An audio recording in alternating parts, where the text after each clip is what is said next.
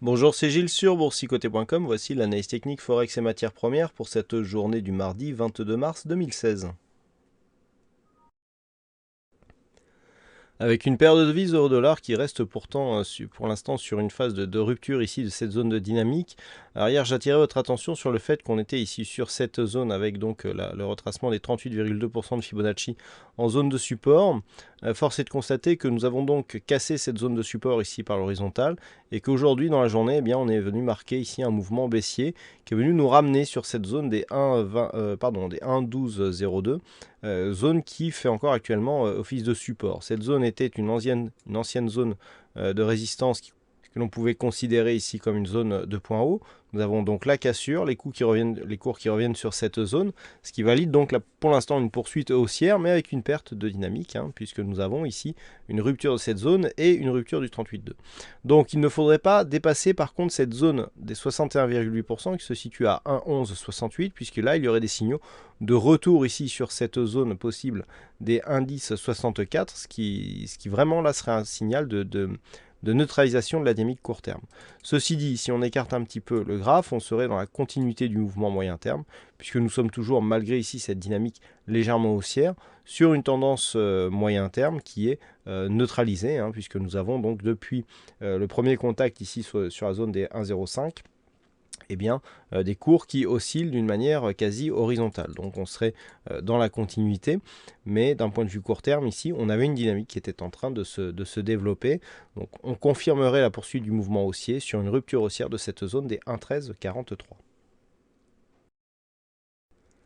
Sur la paire de devises dollar-yen, il n'y a pas énormément de changements, puisque depuis ici la phase de baisse qui a provoqué donc une rupture de la zone des 116,07, on est toujours dans une dynamique baissière du fait que les cours ici n'ont jamais réussi à rebondir de plus de 38,2% de la précédente phase de baisse ici.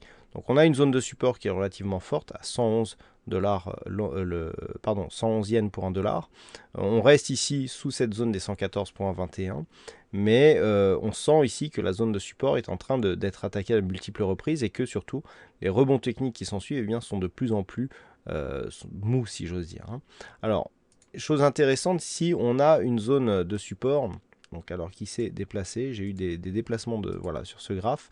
On voit bien ici la zone de support à 112,45 et pour l'instant cette zone qui était précédemment support ici sur ces trois derniers contacts, c'est relativement bien visible ici, eh bien est en train de devenir résistance. Donc là, si cette zone, tant que cette zone ici reste 112,45, zone de résistance, on est toujours dans une poursuite de dynamique baissière malgré le contact ici avec la bande de Bollinger supérieure, avec donc une perspective de retour sur cette zone des 111 yens pour 1 dollar avec un objectif de cassure si le contact arrive d'une manière rapide après ici l'attaque que nous avons eue sur cette phase. Donc on reste baissier tant que les cours restent ici sur 112,45.